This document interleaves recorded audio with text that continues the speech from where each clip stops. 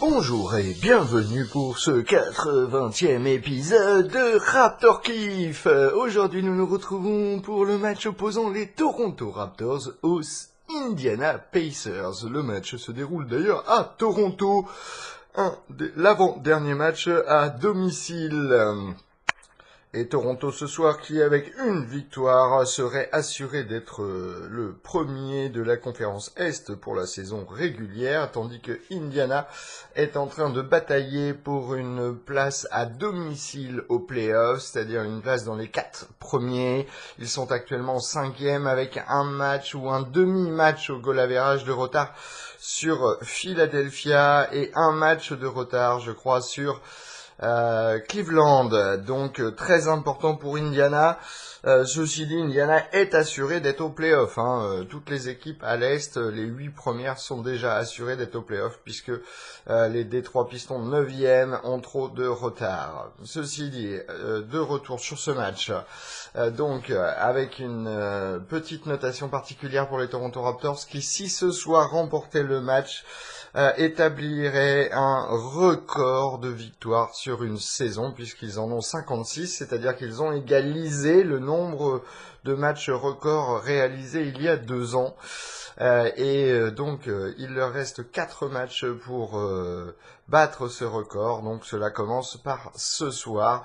Et surtout, en dehors des records et de toute discussion annexe, il y a le fait de continuer sur la bonne lancée du match contre Boston, c'est-à-dire remettre les pendules à l'heure et dire nous sommes numéro 1 de la conférence Est et nous allons vous prouver pourquoi.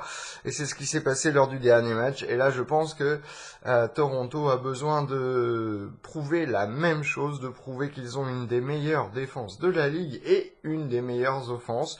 Puisque contre Boston, ils ont bien prouvé que la défense était là, l'offense c'était pas trop ça. Donc ce soir, ils ont vraiment besoin de prouver tout cela. Et le 5 de départ pour les Toronto Raptors, qui est composé de Kyle Lowry, DeMar DeRozan, OG Anunoby, Serge Ibaka et Jonas Valanciunas. Pour les Indiana Pacers, il est composé de Collison, de Oladipo, Bogdanovic, Terence Young et Turner.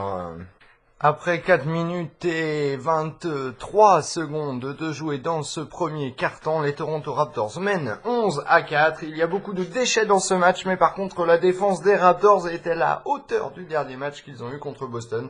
Ce fameux match où ils ont limité l'équipe adverse à 70, à moins de 80 points.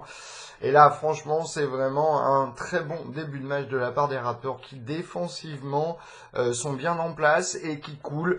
Et surtout, ce qui est important de noter, c'est qu'ils ne sont pas...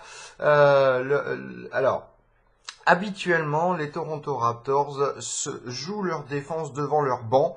Donc c'est une situation géographique cette fois-ci que je suis en train d'expliquer.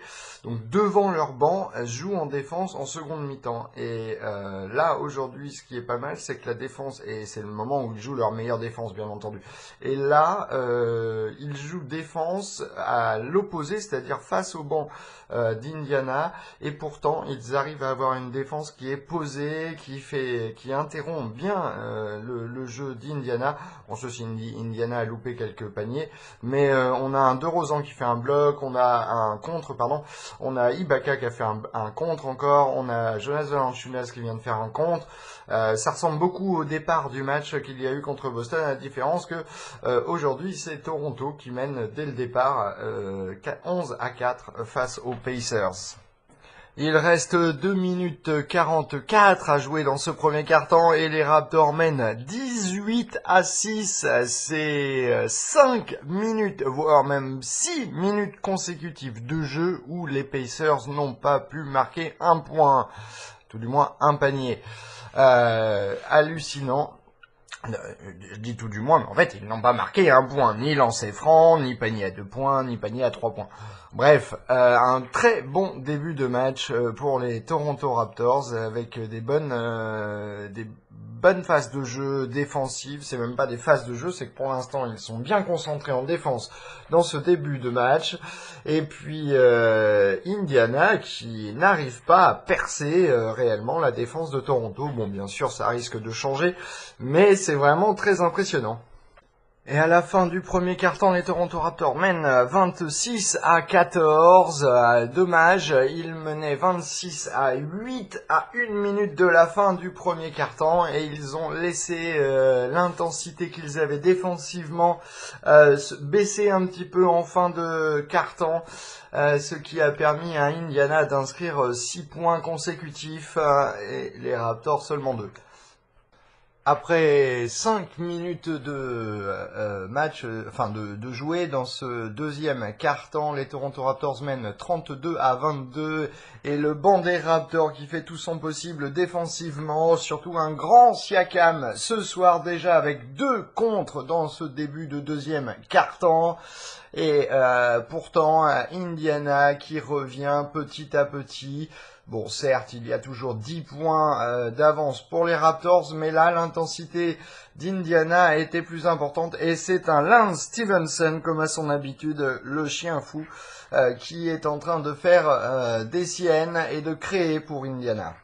Et bien entendu, sans oublier un Corey Joseph, j'étais en train de chercher puisque c'était CJ l'année dernière, Kojo, et du coup voilà, donc un Corey Joseph aussi qui fait de très bonnes choses ce soir pour Indiana.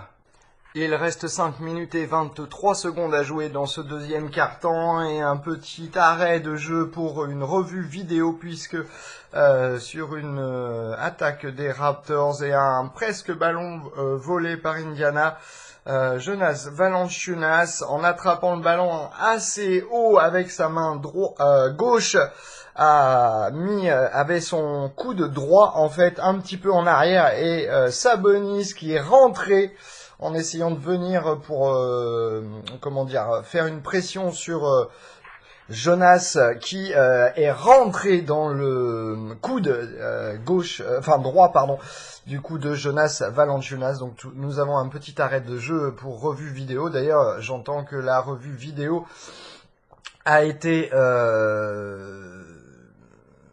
prononcée par les arbitres comme étant une faute normale. C'est un coup de non intentionnel là. Ceci dit, Indiana qui revient dans ce match puisque les Raptors mènent 32-27, seulement 5 points d'écart et un 10-0 pour Indiana, alors qu'il reste encore 5 minutes et 23 secondes dans ce deuxième quart-temps. Je l'avais dit en fin de premier quart-temps, l'intensité défensive avait baissé. Peut-être les Raptors se sont sentis un peu trop à l'aise. Et des fois, c'est inconscient. Oh là là, on domine complètement le match. Alors du coup, on baisse un peu d'un cran. C'est vraiment dommage que les Raptors n'aient pas cette capacité à être conscients de la chose et de se dire « Ok, c'est le moment d'appuyer sur le champignon et d'enfoncer l'équipe adverse. » Et c'est vraiment la chose qui manque aux Raptors. Malheureusement, je suis obligé de donner ça à Paul Pierce qui, il y a quelques années, disait « Il manque ce petit je ne sais quoi aux Raptors pour pouvoir remporter les finales, en l'occurrence. » Et je pense que ce petit je ne sais quoi est être capable d'enfoncer l'équipe adverse. Et alors qu'il reste 4 minutes et 4 secondes dans le second quart-temps, Indiana appelle un temps mort puisque depuis l'entrée sur le terrain de DeMar DeRozan de ce deuxième quart-temps, les Toronto Raptors reprennent le large. Toronto mène 37-28 dorénavant et c'est sans doute le fait que DeMar DeRozan ouvre un peu plus les lignes ou crée un peu plus d'espace pour son équipe en offense qui leur permet d'être plus à l'aise. Il faut dire que Toronto n'a marqué des paniers à 3 points que par l'intermédiaire de Serge Ibaka qui en a marqué 2, je crois, ce soir. Et ça doit être le seul à avoir marqué des paniers à 3 points ce soir pour les Raptors. CJ Miles qui sur minimum, je crois qu'il a dû en tenter 2, en a marqué aucun. De même pour Fred VanVleet et Delon Wright. Il va d'ailleurs falloir que les Raptors sortent de ce marasme 3 points avant les playoffs, même si là ils montrent que leur défense est relativement bien au point, il faut tout de même que l'offense et les paniers à 3 points puissent s'enchaîner. Et à la mi-temps, les Toronto Raptors mènent 45-33.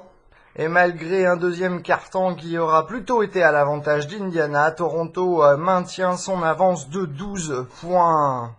Je vous rappelle que vous pouvez retrouver tous les podcasts Raptor Kiff sur le site mykiff.fr, mykif.fr. Vous pouvez également retrouver tous les podcasts sur YouTube et Twitter sur la page Kiff Podcast, KIF plus loin podcast au pluriel, PODCASTS. Vous pouvez également nous retrouver sur la page Facebook intitulée Sport au pluriel Kiff Podcast, Sport Kiff Podcast. Sport et podcast sont au pluriel. Et vous pouvez me contacter par mail au mail suivant contact@mykiff.fr. Contact est au singulier, je le rappelle. Et après un peu plus de 2 minutes dans ce troisième quart-temps, les Raptors mènent 47-36. Indiana appelle un temps mort. 49 à 36 pour les Raptors, et Indiana qui a appelé un temps mort puisque après avoir très bien démarré la deuxième mi-temps, en l'occurrence Indiana qui avait montré beaucoup plus d'efforts, un panier à 3 points d'Oladipo, puis il a été contré Kyle Lowry. Mais les Raptors qui accumulent les turnovers dans ce match ont réussi à resserrer un petit peu leur offense et surtout leur jeu de passe, assurer du coup les passes entre eux, ce qui leur permet tout de même de pouvoir inscrire quelques paniers intéressants, dont des dunks à l'intérieur, dont un de Anunoby et un de Serge Ibaka, ou un hookshot en tout cas de Ibaka. Alors qu'il reste 4 minutes, un petit peu plus dans ce troisième quart-temps, Toronto a définitivement non, mais a creusé l'écart considérablement, alors que le score avait été réduit à 49-40 à un moment donné. Là, Toronto mène 62-42, c'est-à-dire que Toronto a marqué 13 points en laissant Indiana n'en marquer que 2. Et il faut dire quelle défense, et le jeu de passe des Raptors qui est redevenu ce qu'il devrait être, ce qu'il a été tout du moins tout au long de la saison. Malgré les 16 ou 17 turnovers ce soir, ils font un superbe boulot, autant défensivement que offensivement, même si on n'est pas dans des scores extrêmement importants. Il faut dire que Toronto s'appuie sur un Serge Ibaka en grande forme en cette fin de saison, puisque là, il a déjà 20 points en 22 minutes et 7 rebonds avec 2 contres. C'est plutôt du grand Ibaka que nous avons en cette fin de saison, ce qui permet tout de même, puisqu'il faut le signaler, que c'est l'un des meilleurs joueurs pour Toronto depuis les 5 derniers matchs, au Toronto de faire leur petite croisière jusqu'à la fin de saison. À la fin du troisième quart-temps, les Toronto Raptors mènent 72-49. Ça fait très longtemps que je n'ai pas vu un match où une équipe, à la fin du troisième quart-temps, a moins de, 70 points. Et là, franchement, impressionnant. Ça fait 2 matchs d'affilée que les Raptors limitent une équipe à moins de 60 points à la fin du troisième quart-temps. Cette fois-ci, c'est même moins de 50 points à la fin du troisième quart-temps. Impressionnant, les Toronto Raptors qui mènent du coup de 23 points. Il reste 6 minutes 22 dans le quatrième quart-temps et le score est de 78 pour les Raptors à 59 pour les Pacers. Toronto qui n'a marqué que 6 points dans ce quatrième quart-temps contre 10 pour Indiana. Mais une équipe des Raptors qui fait le boulot en défense, et c'est le plus important en fait, puisque pour le moment cela tient, toujours 19 points d'avance. Ils avaient à un moment donné 25 points, 19. Bon, mais en même temps, beaucoup de déchets ce soir, beaucoup de turnovers de la part des Raptors. Je crois qu'il doit être à 23 ou 24 turnovers ce soir. Et c'était un peu prévisible puisque Indiana est une des meilleures équipes à provoquer les turnovers dans les offenses adverses. Cela dit, tout de même, beaucoup d'approximations dans l'offense des Raptors, et je pense que c'est dû à l'intensité qu'ils mettent en défense. Il faut dire, je pense qu'il risque de provoquer un record de points marqués par l'équipe adverse, c'est-à-dire au niveau minimum de points marqués dans un match par l'équipe adverse s'il continue comme ça, puisque je pense qu'il pourrait imposer à Indiana de marquer moins de 70 points si tout continue comme cela. Et le match se termine sur la victoire des Raptors, leur 57e victoire de la saison, ce qui établit le record de la franchise. Et donc les Raptors l'emportent 92-73. Impressionnant match des Raptors, impressionnant défensivement. Deuxième match d'affilée où ils limitent les adversaires à moins de 80 points. Ce qui est plutôt une très bonne chose pour Toronto qui se rassure défensivement avant les playoffs. En tout cas, c'est une superbe victoire, un match qu'ils ont mené du début jusqu'à la fin sans jamais faiblir et ça c'est vraiment très impressionnant. Toronto qui donc est assuré de terminer dorénavant premier de la conférence Est avec cette victoire.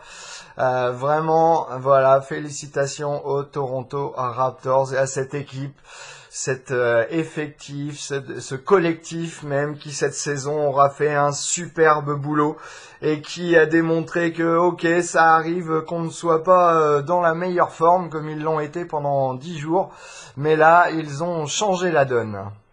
Je vous donne tout de suite quelques résultats de la soirée qui sont importants pour les placements aux playoffs avec Boston qui a battu Chicago 111-104, avec New York qui a battu Miami 122-98, avec un Atlanta qui a battu Washington 103-97.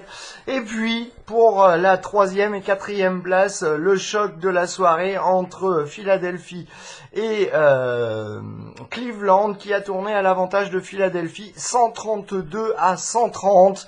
Une superbe victoire pour Philadelphie qui du coup passe 3e de la conférence Est devant Cleveland avec un demi-match au goal average d'avance sur Cleveland. Donc les 3 derniers matchs pour les deux équipes seront très intéressants à suivre. Passons tout de suite à la feuille de match. OG Anunoby qui démarrait dans ce match a joué 19 minutes, 4 points, 4 rebonds, un ballon volé, 2 sur 5 au tir, il s'est fait contrer 2 fois, 0 sur 1 à 3 points, aucun lancer franc, un rebond offensif, aucun turnover, une faute commise, il termine plus 23. Serge Ibaka, 26 minutes jouées, 25 points, 8 rebonds, une passe, un ballon volé, 10 sur 13 au tir, exceptionnel en ce moment, Serge Ibaka, 5 sur 7 à 3 points, aucun lancer franc, un rebond offensif, un turnover, une faute commise. Il termine avec plus 25. Jonas Valanciunas a joué 21 minutes, 8 points, 12 rebonds, 1 contre, 3 sur 7 au tir. Aucun panier à 3 points, 2 sur 3 au lancer franc, 2 rebonds offensifs, un turnover, 2 fautes commises. Il termine avec plus 16. DeMar DeRozan a joué 28 minutes, 12 points, 5 rebonds, 8 passes décisives, 2 ballons volés, 1 contre. Bon, par contre, il s'est fait contrer 2 fois. 5 sur 17 au tir. Vraiment une mauvaise soirée au tir, au taux de réussite pour lui en ce moment. 0 sur 2 à 3 points, 2 sur 3 au lancer franc. Un rebond offensif, 3 turnovers, aucune faute commise. Il termine avec plus 32 pour DeMar DeRozan. Kyle Lowry a joué 28 minutes, 9 points, 5 rebonds, 9 passes décisives, 1 ballon volé, 2 contre. 3 sur 11 au tir, dont 3 sur 8 à 3 points, aucun lancer franc, aucun rebond offensif, 6 turnovers par contre pour Kyle Lowry, et une faute sifflée contre lui, il termine plus 25. Venu du banc, Jacob Poeltl a joué 18 minutes, 10 points, 5 rebonds, 1 ballon volé, 5 sur 5 au tir, aucun 3 points, aucun lancer franc, 1 rebond offensif, 2 turnovers, 3 fautes commises, il termine plus 3, pardon, je suis un peu fatigué là. Norman Powell, 13 minutes jouées, 2 points, 2 rebonds, 1 ballon volé, 1 sur 1 au tir, aucun 3 points, aucun lancer franc, 1 rebond offensif, aucun turnover et une faute commise, il termine avec plus 3. Pascal Siakam, 21 minutes jouées, 6 points, 3 rebonds, 3 passes décisives, 2 contre, 3 sur 6 au tir, 0 sur 1 à 3 points, 0 sur 1 au lancer franc, 1 rebond offensif, 1 turnover, une faute commise, il termine moins 6. Fred VanVleet, 14 minutes jouées, 2 points marqués, 2 rebonds, 3 passes décisives, 1 ballon volé, 1 sur 5 au tir, 0 sur 3 à 3 points, aucun lancer franc, 1 rebond offensif, 1 turnover, 2 fautes commises, il termine avec moins 6. Ensuite, Delon Wright, 21 minutes jouées, 8 points, 3 rebonds, 4 passes décisives, 2 sur 6 au tir, 1 sur 5 à 3 points, 3 sur 4 au lancer franc, aucun rebond offensif, 2 turnovers, aucune faute commise, il termine moins 9. CJ Miles, 18 minutes, 6 points, 3 rebonds, 1 ballon volé, 1 contre, 1 sur 6 au tir, 0 sur 3 à 3 points, et 4 sur 5 au lancer franc, aucun rebond offensif, 2 turnovers, 3 fautes commises, il termine moins 11. Et Bébé qui a joué, Lucas Noriega qui a joué 8 minutes, aucun point, 1 contre. Il n'a pas tenté de tir, ni de lancer franc, aucun rebond offensif, aucun turnover, 2 fautes commises, il termine plus 0. En général, les Raptors ont marqué 92 points, 52 rebonds, 27 passes décisives, 9 ballons volés, 8 contre. Égalité avec Indiana, 36 sur 84, 36 sur 84 au tir, 9 sur 30 à 3 points, ce qui donne 30% de réussite, ce qui n'est pas terrible. 11 sur 16 au lancer franc, 9 rebonds offensifs, 19 turnovers tout de même, 17 fautes commises.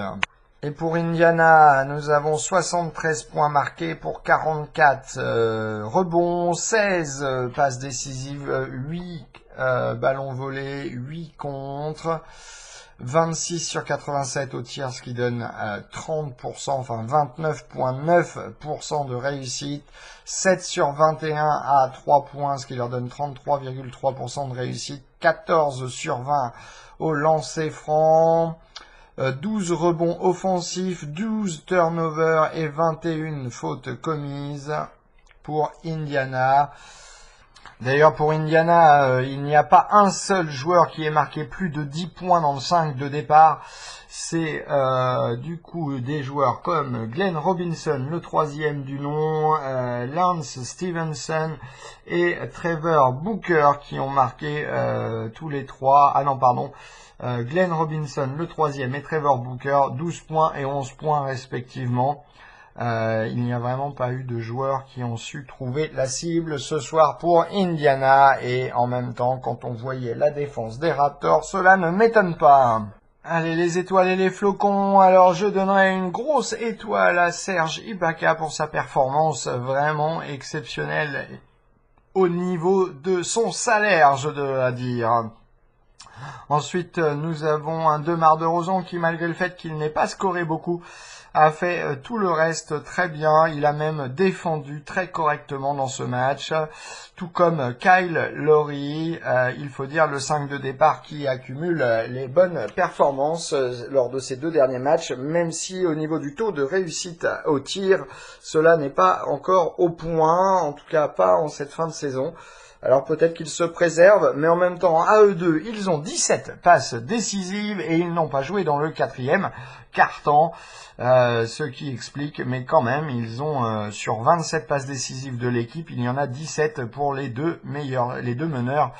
Enfin, les deux gardes meneurs, oui, et arrière des Raptors qui démarrent, et surtout DeMar DeRozan qui termine avec le plus gros plus-minus du match, plus 32, ce qui est vraiment très impressionnant. Donc une étoile à chacun.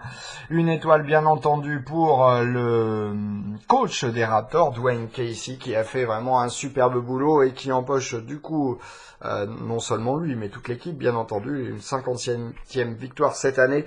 Et depuis qu'il est en poste, donc, c'est la 6e saison qu'il bat, du coup, la saison précédente. Alors, pas d'affilée, puisque l'année dernière, ils avaient gagné 5 matchs de moins que l'année précédente, où ils avaient établi le record à 56 victoires sur une saison. Mais du coup, cette année, il progresse encore et avec un banc de jeunes, ce qui est tout à fait impressionnant.